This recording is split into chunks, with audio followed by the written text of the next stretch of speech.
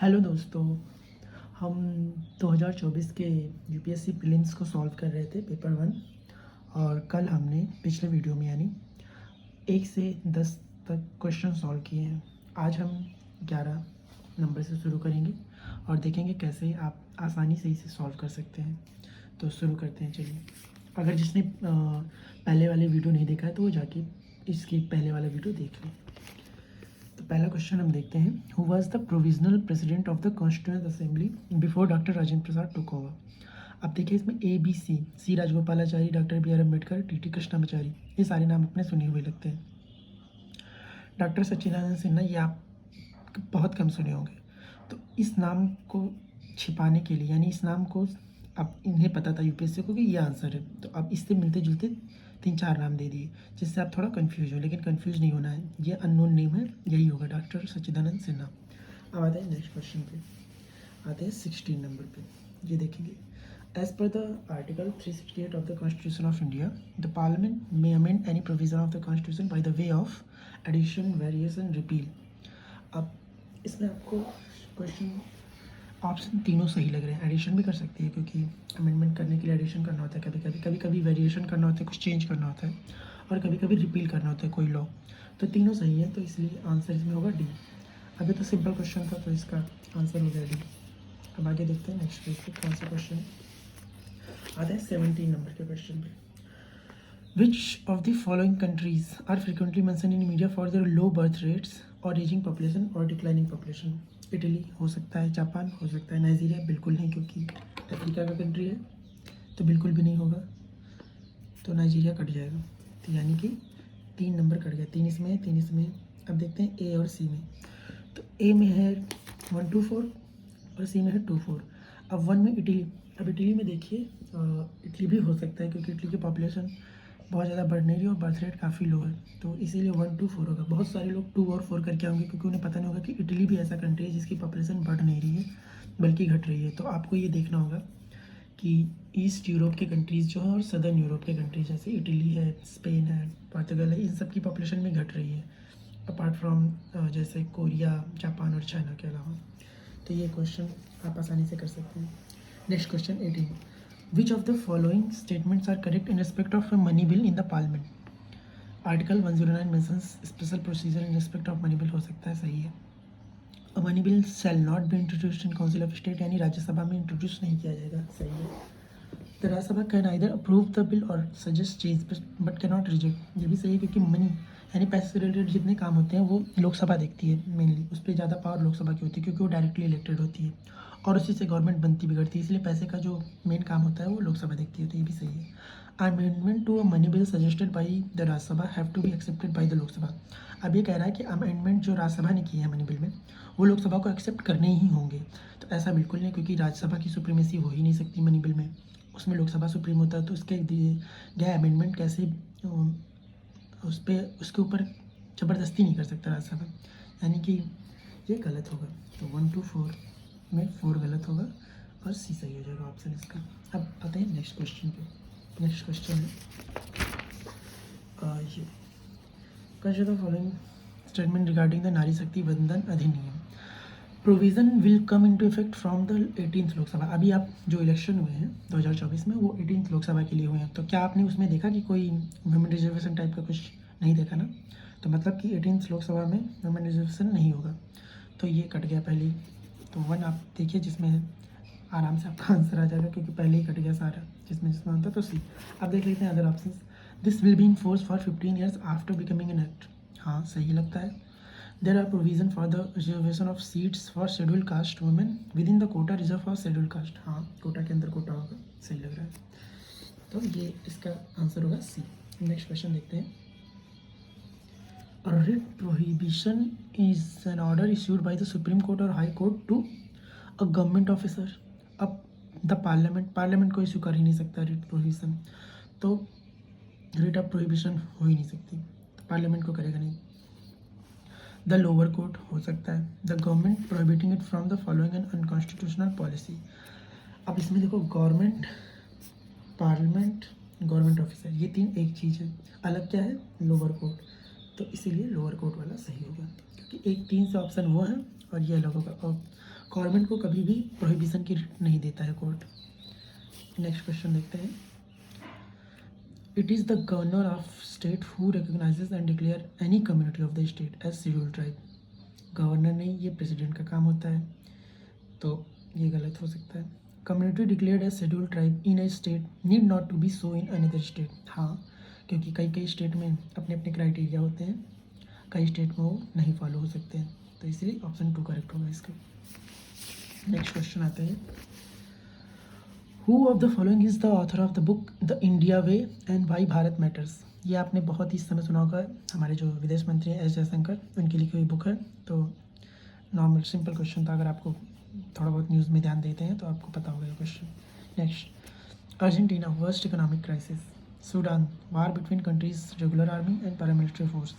Turkey rescinded its membership of NATO. अब ये देखिए, नाटो की मेंबरशिप से इसने अलग कर लिया, ये हो ही नहीं सकता। अगर ये होता तो बहुत बड़ी न्यूज़ बनती, तो ये एकदम गलत लग रहा है।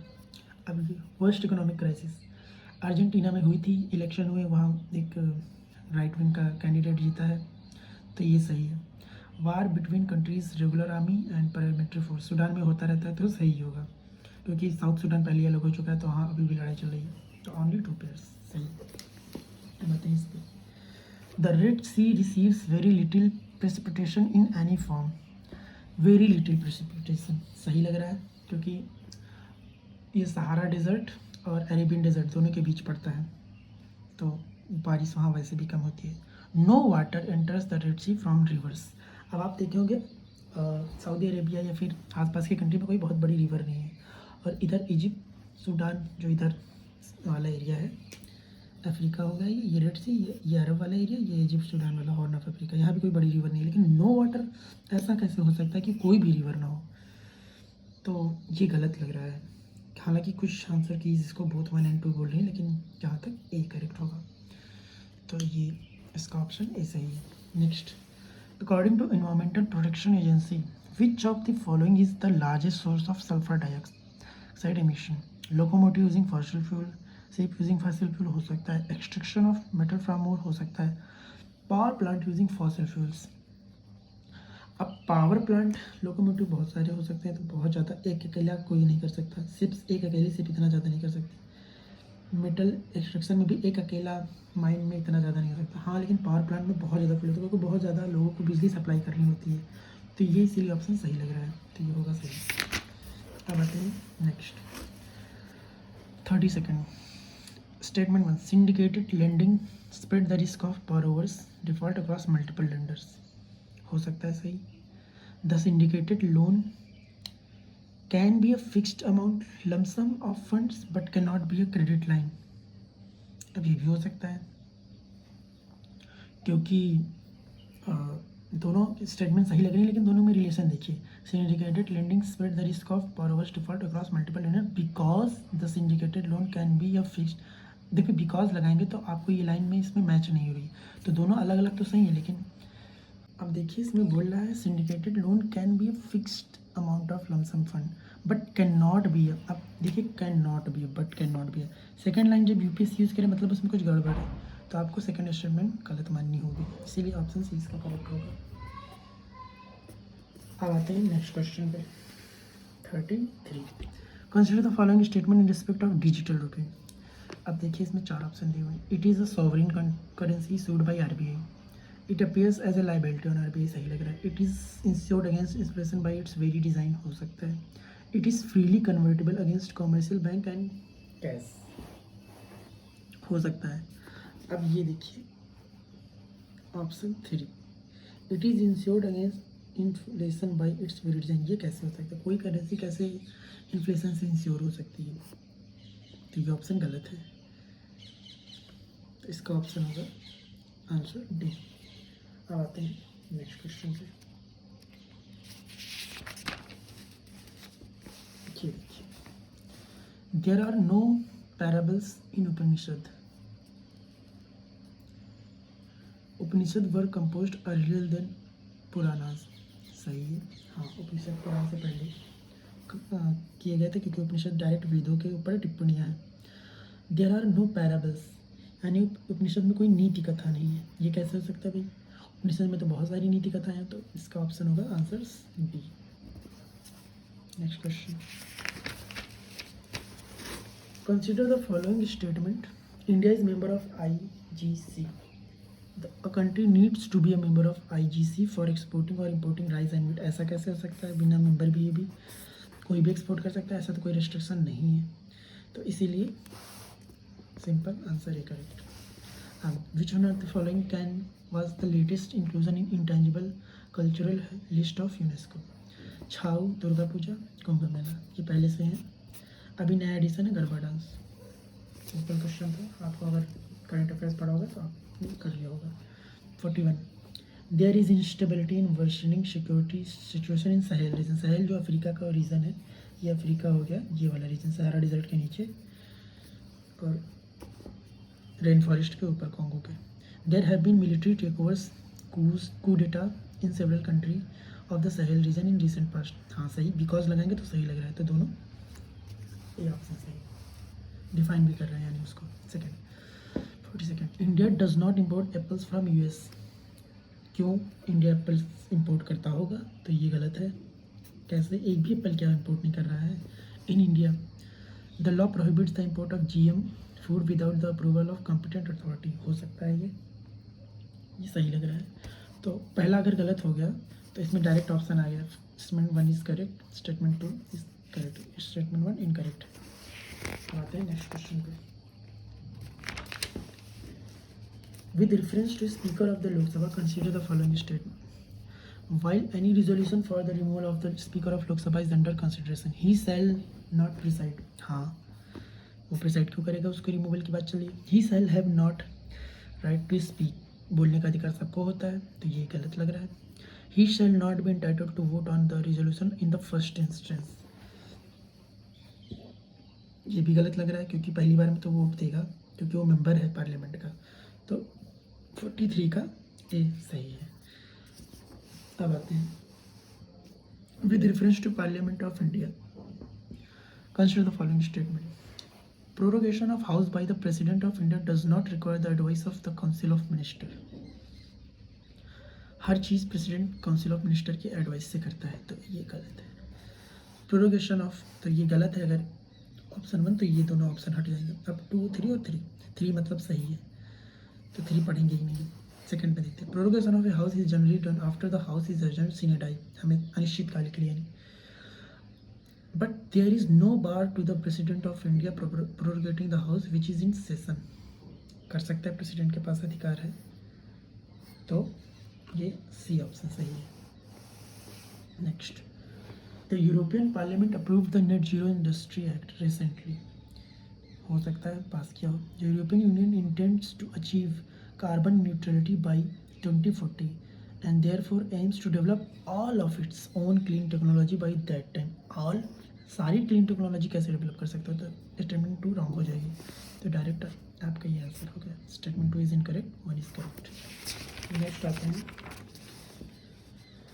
recently Venezuela has achieved a rapid recovery from its economic crisis and succeeded in preventing its people from fleeing immigrating to other countries, हो सकता है, लेकिन अब देखिए, economic crisis and succeeded in preventing it's people, ये गलत लग रहा है, क्योंकि वेनेजुएला में अभी भी गरीबी और ये जो इकोनॉमिक पॉलिसीज़ थी, इन्फ्लेशन बहुत हाई है, तो ये अभी कोई ऐसी न्यूज़ आई नहीं है। Venezuela has world's largest oil reserves, हो सकता है, तो statement 1 is correct, 1 is incorrect, 2 is correct. Next question पे आते हैं 50। आज हम 50 क्वेश्चन करेंगे। तो where with reference to the Pradhan Mantri Shram Yogi Maandhan Yojana, consider the following, the entry age group for enrolment of the scheme is 21 to 40। अब आप देखिए, एडल्ट कोई भी है वो मजदूर कर सकता है, मजदूरी उससे नीचे होगा तो बाल मजदूरी होगी, तो 18 साल पे एडल्ट माना जाता है, तो 18 साल होनी चाहिए स्कीम की हो, तो 18 साल, तो 21 से 40 दिया हो, मतलब ये गलत होगा। अब the an age specific contribution shall be made by beneficiary, हाँ भाई, जिसकी एज जल्दी हो वो कम करेगा, जिसकी एज ज़्यादा हो गई वो ज़्यादा करेगा, सेकेंड सही है। Each subscriber under the scheme shall receive a minimum pension of 3000 per month after attaining the age of 60, सही लग रहा है। Family pension is applicable to the spouse and unmarried daughter. Unmarried daughter, spouse का तो सही, unmarried daughter के pension का कहीं भी किसी भी स्कीम में प्रावधान नहीं होता है, तो फोर्थ गलत लग रहा है। 2 और 3 सही, सिंपल। ये आपका करेक्ट आंसर सी बी। तो अभी तक हमने देखा 1 to 50 क्वेश्चन हम कर चुके हैं, नेक्स्ट 50 अगली वीडियो में करेंगे। और अगर आपकी कोई स्पेसिफिक क्वेरी हो तो आप कमेंट में पूछ सकते हैं। Thank you for watching. और अगर चैनल सब्सक्राइब करना चाहें तो कर सकते हैं। Thank you.